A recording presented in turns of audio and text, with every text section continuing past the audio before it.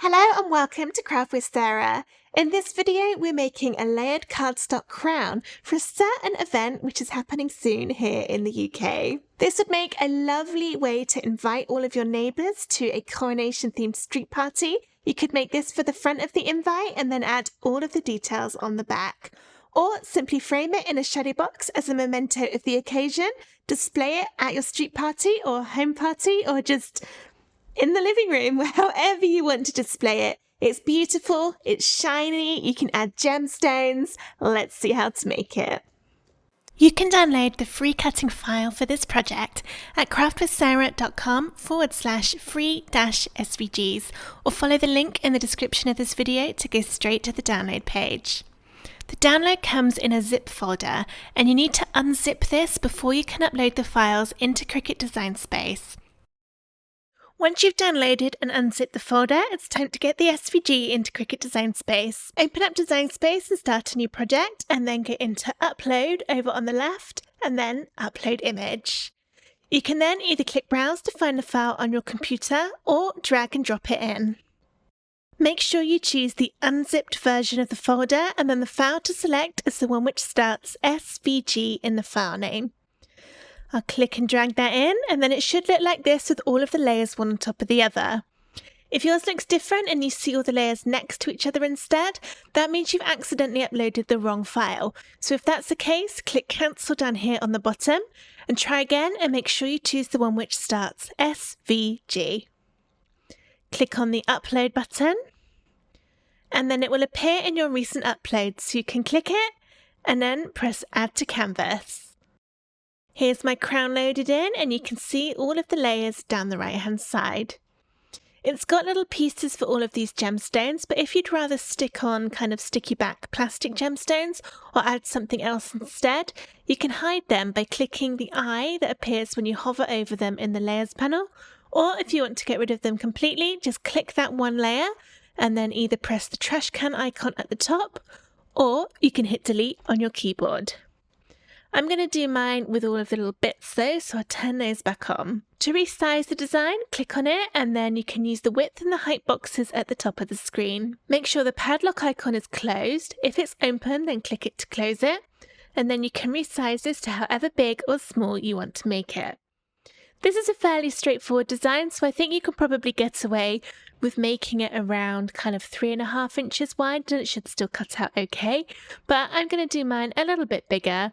I think I'll do mine at 7 inches wide. When you're happy with how everything's looking, click on Make It, and then you can see all of the little pieces. This is great for using up some of your little scraps of cardstock for the gemstone pieces. You can change the paper size by going into this drop down and then selecting your paper in there, and you do need to do that for every single colour. You can also move things about on the paper if you want to so that it uses up less room, but for this one it works fine just at the top. When you're happy with how everything's looking, press continue to connect to your Cricut machine, follow the on-screen instructions and get everything cut out from your cardstock. Here are all of my layers cut out from cardstock, and hopefully you can see if I do that. I've cut it out from gold mirror card for the bottom bits, and then I've got kind of a matte effect brushed metal gold for that top layer. So this is going to be really, really sparkly and shiny when it's finished. Going to start down at the bottom with this layer, and we're going to stick everything together with a combination of glue and foam squares. And this one will be a foam square layer. I've got quite big squares of foam for this one because I cut it out fairly large, and this is quite a large amount of space it's got to fill, so I thought I'd go for the slightly bigger foam squares than I'd normally use. It doesn't matter though if you've only got small ones, that's fine, I just need to use a few more. And I'm making sure that I've got foam in kind of all the major areas so that it's going to have a really firm stick and it's going to support all of its own weight really well. Okay, I'll just add a little bit in there and there, I think. Those two may have been a bit overkill, but we'll go with it. Alright, now I can peel the tops off of the foam squares to reveal the stickiness underneath.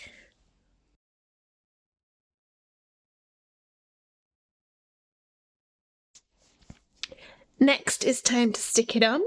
So I'm going to line up the bottom and then gently drop it down to make sure I'm happy with the positioning. You can see my camera in there. Apologies about that. The reason I gently dropped it down was that if I wasn't happy with where it's positioned, I could pick it up and move it without damaging any of the cardstock, as it won't have quite stuck yet. But that looks good to me, so I'm going to push down to seal. Now next we've got this layer to go on top. You could either glue this one or foam it. It's a bit narrow in places, so gluing it is probably going to be easiest. I think that's what I'm going to do. But if you're feeling adventurous and you had small enough foam squares, then you could absolutely foam it instead.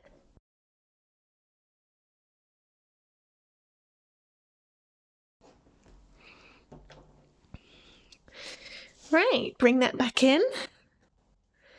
Getting glue all over my fingers right now.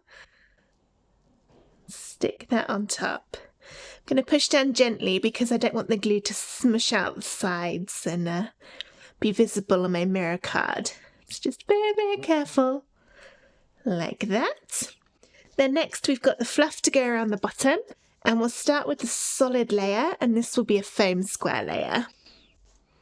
Just tap that down. Oh no, I've got a little bit of glue. Oh, rats, look what I've just done. I've just got some glue on there and it's taken the gold off.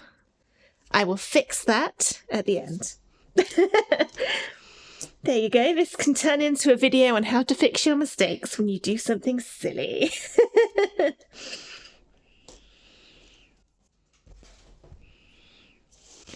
Right, here's my crown. Let's just finish off how this is supposed to go. So we've got that one on there, and then the next piece will be glued.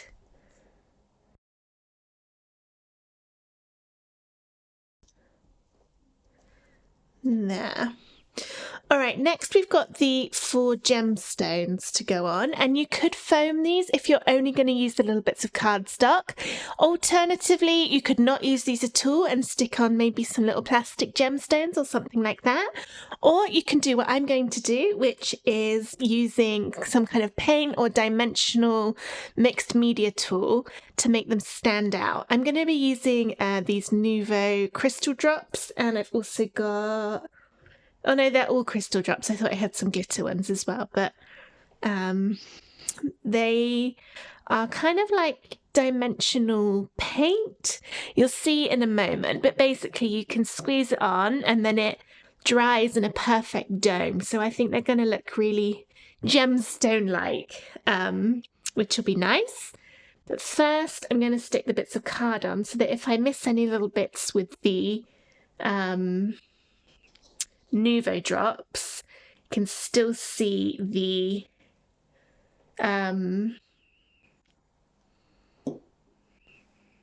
colour underneath. No. I'm doubting myself now because I thought that one was there, that one's in the middle. I think that is right. And then this one there, I think. I don't remember, and I don't have the design open to go and check.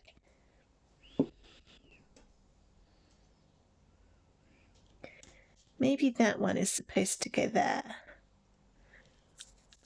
But then there's a nice curve for it. Maybe, oh, I don't know. I'm getting myself in a tiz now. I'm going to put this one up the top. I'm sure it probably doesn't really matter. This is turning into one of those projects that you think's going to be really easy, and it should be really easy, but somehow it ends up taking an age. All right, well, I'm going to leave those there and then put on my Nuvo drops. And I'm going to put quite a lot, ooh, or just spurt it out like that. I haven't used these for ages, so it comes out quite thick. I'm using the nozzle to kind of put it in a circle, so it's going to cover my little bit of cardstock. And then when that dries, it will sort of dome nicely. You can kind of see it and be sort of 3D and have a lovely shine to it. Add a little bit more. It'll take around 24 hours to dry properly. So I'll leave this overnight. That's not sticking. It might stick when it's got the weight of this on. I really like these little bottles. It comes in all different colours. And these ones are quite kind of opaque. But you can also get sort of translucent ones and glitter ones and all sorts. I don't know why that's not sticking. See if that helps, but I'm not going to be able to push it down now. It's got all that on top. Now the whole thing has just mutated and warped. Maybe I'll try sticking that on again when the Nuvo drops are dry. I was convinced this was going to be really easy. Serves me right. There, that went on nicely. And then one more, my white one at the bottom. Okay. That one's really thick compared to the others. Might add a bit more on the blue. Alright, now I'm going to go and see if I have a gold one so that I can cover up that mistake I made where I got the glue on there and took the shiny stuff off.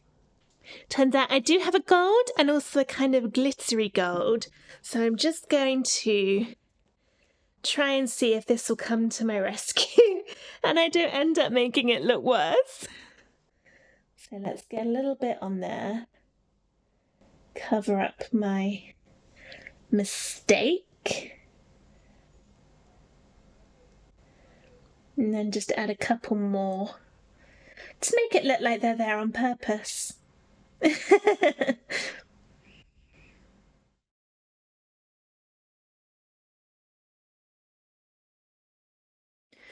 And then some of the glittery one too.